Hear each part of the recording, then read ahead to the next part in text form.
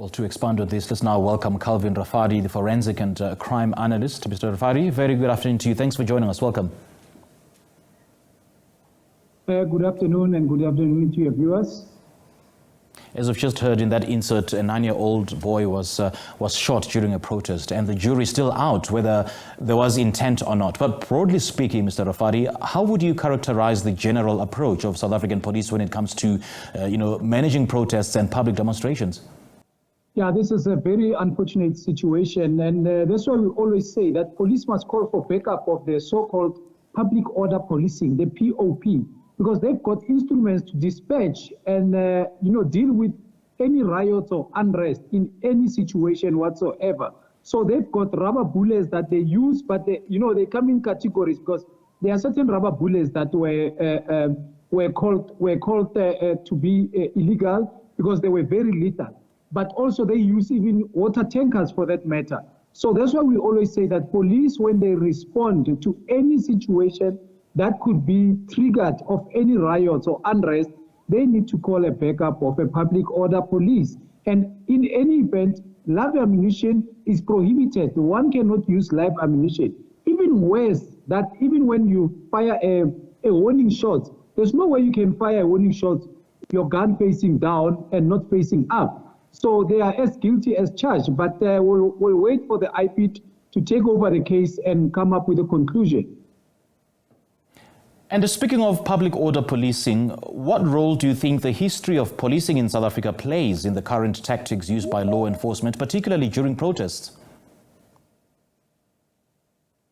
Yes, like I say, that they've got their own commanders. They are well trained to deal with such a hostile situation, and to even dispatch the riots. And already the threat analysis has shown that even when police they move around those communities, anybody can easily take their firearm and disarm them. So it has proven that not only them should they only go and respond to such situation, but to call the relevant structures that are capable and have the know-how on how to deal with such a situation.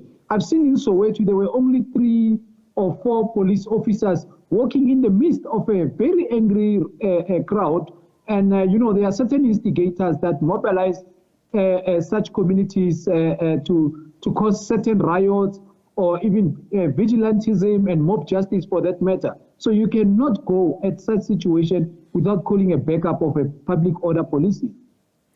And in your expert opinion, under what circumstances is it justified for police to use live ammunition during protests? Only when they're faced with danger or someone else next to them is faced with danger. So there was no danger to a point where they now have to even just fire randomly to a point that the bullet hit a child. Even when somebody has to fire a warning shot, there's no way that you can face your gun down and fire a warning shot. So indeed, this is pure negligence, and that's why I'm saying that IPIT, there's no way that they're going to come back with a negative outcome that the police didn't act improper. And how does the use of live ammunition in South Africa then compare to, to international standards and best practices for managing public order? I mean, what are the potential consequences, both immediate and long-term, of police firing live ammunition during protests? Yes, that's why I'm saying it's prohibited. Like I say, there are water tankers that can be used to dispatch such crowds, but live ammunition it is not allowed. We've seen incidents where live ammunition was actually exchanged in the Marikana, and that's why we're sitting with that saga.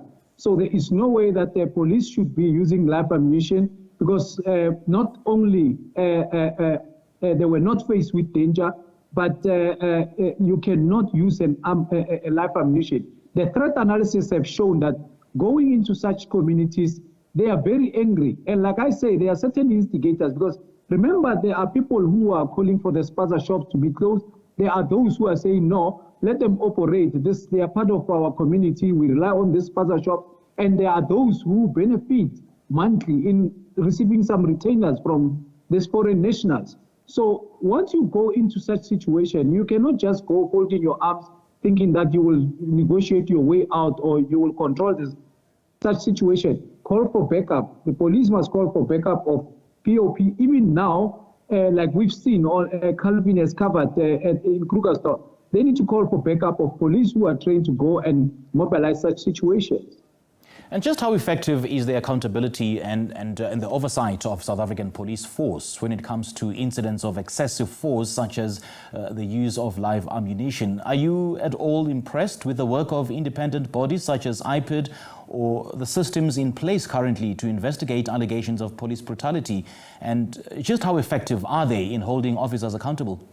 Yeah, look, IPID also is under-resourced from what we have learned. But at the same time, I mean, we always wait for their outcome to investigate such matters. But also police, you know, they work under enormous pressure. And, you know, there are other incidents where one needs to think in seconds and you might be caught in a catch-22. So many police, they need to be well-trained and familiarize themselves with you know, the use of firearms, because we're sitting with so many cases of the lawsuit. But at the same time, we realize that communities, we need to also help our police to act decisively in a manner whereby there are certain people who even resist arrest. And by doing so, it's provoking the police, and you make them end up being under pressure.